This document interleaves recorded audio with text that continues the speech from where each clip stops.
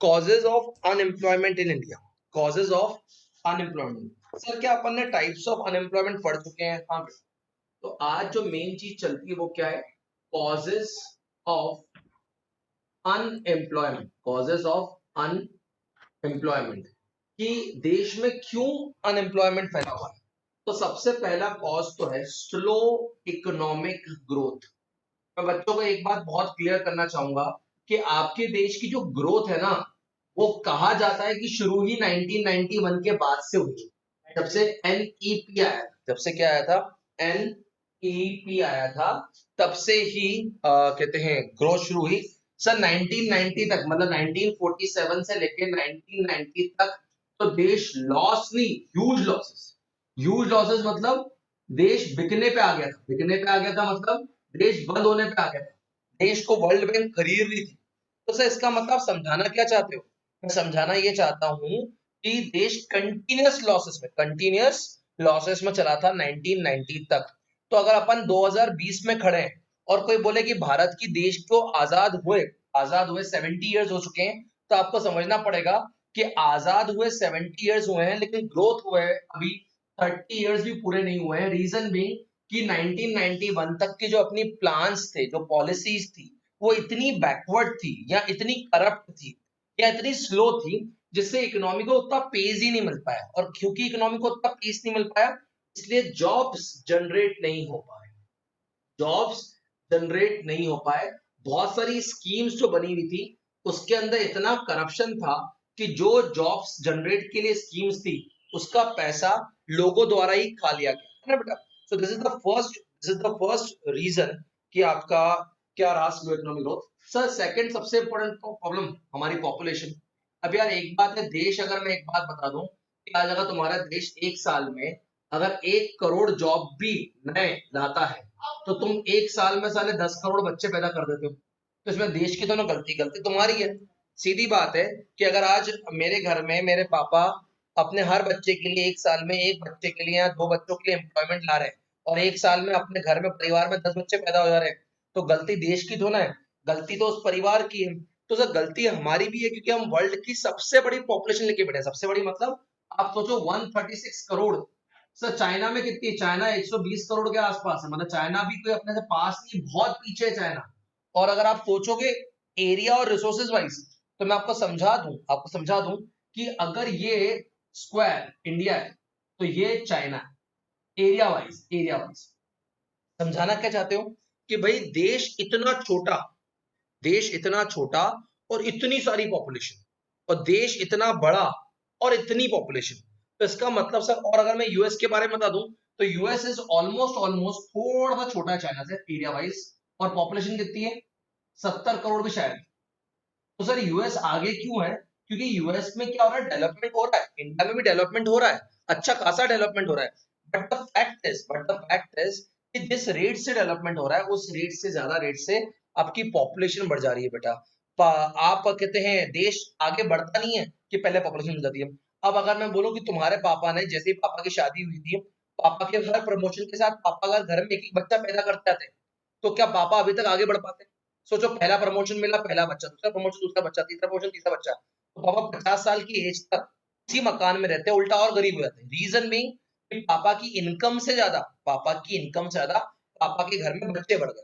Sir what do you mean by that? बताना सिर्फ इतना चाहता हूँ कि देश बढ़ तो रहा है लेकिन उसकी पॉपुलेशन अपना सबसे बड़ा ड्रॉबैक है बेटा, अनएम्प्लॉयमेंट का।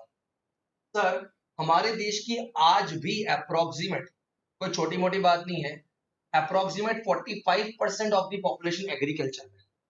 45% ऑफ द पॉपुलेशन एग्रीकल्चर में, मतलब अगर मैं आपको बताऊं अप्रोक्सीमेट 60 करोड़ लोग तुम्हारे देश के एग्रीकल्चर के अंदर, जो कि अपने आप में सिर्फ एक सीजनल ऑक्यूपेशन है। मतलब कोई एग्रीकल्चर में आपको दिन रात तो ना खड़े रहना पड़ता है। कुछ महीने आपको बीज बोने रहते हैं, कुछ महीने फसल काटनी रहती है, बाकी टाइम आप क्या रहते हो, अनएम्प्लॉयड। जब तक फसल उगती रहेगी तब तक किसान को कुछ नहीं करना रहता, किसान को सिर्फ और सिर्फ अपनी खेती को देखते रहना पड़ता है। उस समय किसान ऑफिशियली, डिस्गाइजली, या मैं बोलूं अंडर एम्प्लॉयड रहता है। ठीक है ना बेटा। देन अगर अपन आगे की बात करें तो आज भी हमारे यहाँ एक अनएम्प्लॉयमेंट का कारण ये भी है, जो डिस्गाइज अनएम्प्लॉयमेंट कारण है, वो है joint family system. Joint family system के कारण बहुत सारे युवा, तुम में से भी बहुत सारे लड़के जो कुछ कर वर नहीं पाते, वो क्या होते हो, डिस्गाइजली अनएम्प्लॉयड होते हो। वो क्या होते हो, डिस्गाइजली अनएम्प्लॉयड होते हो। पापा की शॉप तो है, अब पापा की शॉप थी जिसमें पापा भी बैठे हुए हैं, चाचू भी बैठे हुए हैं, तेरा बड़ा भाई भी बैठा हुआ है और तू भी बैठा हुआ है। ज्यादा ज्यादा क्या बोलोगे, पापा ने एक नई शॉप खुलवा दी और उसमें फिर मैं और भैया बैठते हैं। तो बेटा तो भी आप डिसगाइजली अनएम्प्लॉयड तो हो, तो भी आप डिसगाइजली अनएम्प्लॉयड हो, क्योंकि वो शॉप पे अगर तू नहीं भी बैठता तो भी उतनी ही ग्राहकी हो रही थी, तो भी उतना ही बिजनेस आ रहा था। तेरे आने से कुछ बिजनेस बढ़ा नहीं है, और क्योंकि अगर तेरे आने से कुछ बिजनेस बढ़ा नहीं है, इसका मतलब तू वहां पे कुछ कमा नहीं रहा है, तो पापा का कमाया हुआ बस खा रहा है। बात झूठी है बट बात सच है। अगर तेरे आने से बिजनेस बढ़ता, कस्टमर बढ़ते, ग्राहक बढ़ते, या तेरे आने से वाकई में कुछ होता, या तेरे ना होने से कोई फर्क पड़ता, सर अगर मैं नहीं भी रहता तो भी दुकान चल रही थी क्या, हाँ तो भी दुकान चल रही थी, तो इसका मतलब फिर आप डिस्गाइजली अनएम्प्लॉयड हो। सर हमारे पास एक, अब तो क्या चेंज हो गया, ये तो पुराना है, लिमिटेड मोबिलिटी ऑफ लेबर। अब ऐसा नहीं है वैसे, लेकिन पहले क्या था, लोग चाहते थे कि हम अपना शहर छोड़ के ना जाए, अब ऐसा नहीं है। लेकिन पहले अनएम्प्लॉयमेंट का एक कारण ये भी था कि अगर मैं इंदौर में हूँ तो मेरे घर वाले ये ट्राई करते थे कि मेरे बेटे की जॉब इंदौर की इंदौर में ही लग जाए, बाहर क्यों जाए। कोई किसी गांव में रहता था, समझो कि रामपुर, प्रीतमपुर या किसी और मानपुर किसी गांव में, तो वो लोग चाहते थे कि हमारे बच्चे की जॉब आसपास कहीं लग जाए, कहीं दूर ना जाना पड़े उसको। तो क्या इसके कारण भी बहुत लोग अनएम्प्लॉयड हो जाते हैं।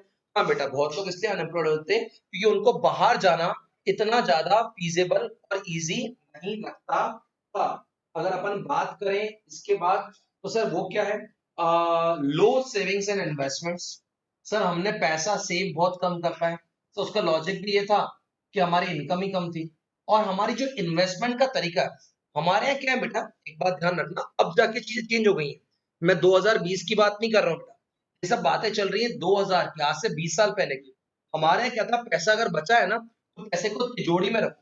अगर पैसा तिजोरी में रहेगा या मम्मी की पोटली में रहेगा, तो अगर पैसा, तो पैसा मार्केट में नहीं आ पाता, और मार्केट में नहीं हो पाता तो री इन्वेस्ट नहीं हो पाता। तो सर अगर पैसा, अगर मम्मी की तिजोरी में रहेगा, या आपके घर मम्मी की पोटली में रहेगा, या घर में छुपा हुआ पड़ा रहेगा, तो मार्केट में पैसा नहीं आएगा, तो मार्केट में बैंक तक पैसा नहीं पहुंच पाएगा, बैंक से वो पैसा री इन्वेस्ट नहीं हो पाता है। तो क्या सर ये भी एक बहुत बड़ा रीजन है। हाँ यार बेटा, है तो सही। अगर अपन बात करें तो सर धीरे धीरे जो छोटी मोटी, अगर आपको पता हो ना, तो इंदौर में कपड़े की कम से कम 7 से 8 मिल हुआ करती थी, जहाँ पे कपड़ा एक्चुअली बनता था। सर कहाँ है वो मिल, सब मिलें बंद हो गई। और ये ज्यादा पुरानी बात नहीं है, 12-15 साल पहले की बात है कि इंदौर में कपड़ा बनने की मिल हुआ करती थी। सर आप समझाना क्या चाहते हो, decay of small and cottage and small industries, cottage and small industries. क्या जैसे जैसे बड़ी इंडस्ट्री आती गई, वैसे वैसे छोटी इंडस्ट्रीज बंद होती गई, खत्म होती गई। तो जिनको छोटी इंडस्ट्रीज के थ्रू, जिसको छोटी इंडस्ट्रीज के थ्रू बहुत सारा वो मिलता था, क्या एम्प्लॉयमेंट मिलता था, वो नहीं मिलता है। सर इसका प्रैक्टिकल एग्जांपल दो। मुझे एक बात बताओ, इसका प्रैक्टिकल एग्जाम, अमेज़न के आने से तुमको नहीं लगता है बहुत सारी दुकानें ऑटोमेटिकली बंद हो गई। सर क्योंकि देखो हर चीज अमेज़न पे मिलती थी, फिर अमेज़न पे वो चीज सस्ती भी मिलती थी, फिर अमेज़न बोलता था घर पे जाके खोल लो, खोल के पूरा आराम से देख लो, पहन के देख लो कपड़े, या अगर टीवी आ रहा है तो टीवी को चला के देख लो, टीवी में कोई प्रॉब्लम आती है आप हाथों हाथ फोटो खींच के भेजो, हम टीवी वापस ले जाएंगे। अब जो नॉर्मल दुकानदार है वो ये सब अलाउ नहीं कर पाता था। नॉर्मल दुकानदार बोलता था आप ले जाओगे फिर वापस करोगे तो मैं कैसे रखूंगा, मैं कैसे पैक करूंगा। अमेज़न ने सारी फैसिलिटी दे दी तुमको, मित्रा ने सारी फैसिलिटी दे दी तुमको। तो सर क्या हुआ फ्लिपकार्ट अमेज़न के कारण, तुमको लगता नहीं है बहुत सारी छोटी-छोटी दुकानें बंद हो गई। अब आप देखो अमेज़न पे ग्रोसरी भी मिल रही है। अब अगर अमेज़न पे, पेटीएम पे अगर इन पे ग्रोसरी भी मिल रही है, तुमको क्या लगता है कि अब बहुत सारी किराने वाली दुकानों को फर्क नहीं पड़ेगा। मुझे एक बात बताओ, इंसान दाल, आटा, चावल तो उतना ही खाता है ना।